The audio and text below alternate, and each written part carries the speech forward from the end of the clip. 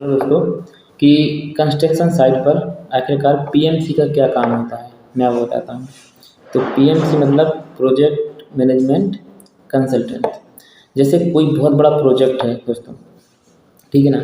तो क्या करता है कि जो कोई उस प्रोजेक्ट का मालिक है वो एक पीएमसी हायर करता है, ठीक है ना। मतलब उस प्रोजेक्ट को पीएमसी देखेगा, ठीक है ना। और उस प्रोजेक्ट में जितनी भी काम हो रहे हैं उस काम की जो रिपोर्ट है ना, वो मालिक वो सीधा पीएमसी के इंजीनियर से लेगा, ठीक है ना।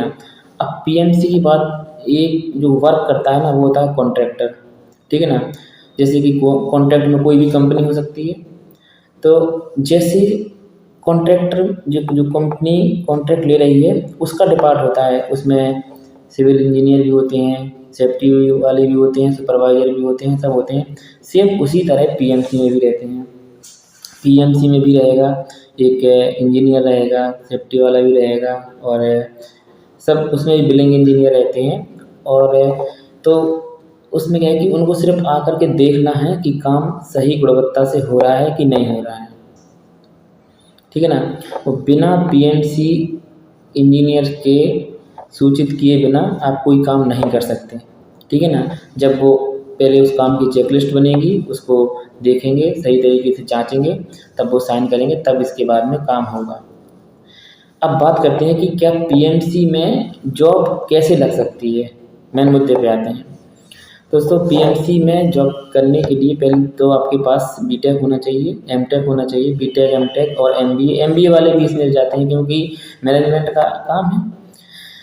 तो उसके लिए एलिजिबिलिटी तो मैंने आपको बता दिया है। लेकिन अगर आप फ्रेशर हैं तो आप पीएमसी में जॉब ना करें मेरे हिसाब से, क्योंकि पीएमसी के इंजीनियरों का काम रहता है सिर्फ और सिर्फ जा करके काम को देखना, समझ गए ना।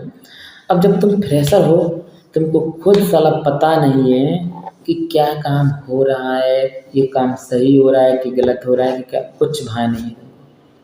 तो वहाँ पे जाके क्या चेक करोगे तुम? घंटा चेक करोगे? कुछ चेक नहीं करोगे तुम, ठीक है ना। गलत रिपोर्ट दोगे। इसीलिए अगर आपको पीएमसी में जाना है, पीएमसी में जाने का आपने मन बनाया है, तो आप पहले कभी कहीं किसी कंपनी में जाएं और उस कंपनी में कम से कम 2 साल का एक्सपीरियंस लें। बहुत अच्छी तरीके से आपको लगे कि हाँ मुझे नॉलेज है, इसके बाद में आप पीएमसी में ट्राई करें, ठीक है ना। तब जा कर के आप काम चेक करने जाओगे तो आपको पता रहेगा कैसे काम हो रहा है, कैसे मतलब इसको होना चाहिए।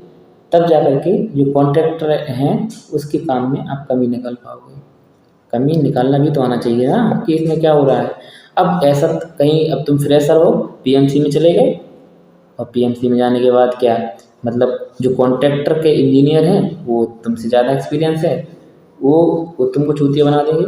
बोले कहाँ हो रहा है काम, ये गलत नहीं हो रहा है, ऐसा हो रहा है, वैसा हो रहा है। तुम क्या हो रहे हो? कुछ नहीं। जो तुमको पता नहीं है तो पहले आप स्किल हो जाएं, 2-3 साल का एक्सपीरियंस, इसके बाद पीएमसी में जाएं, ठीक है ना।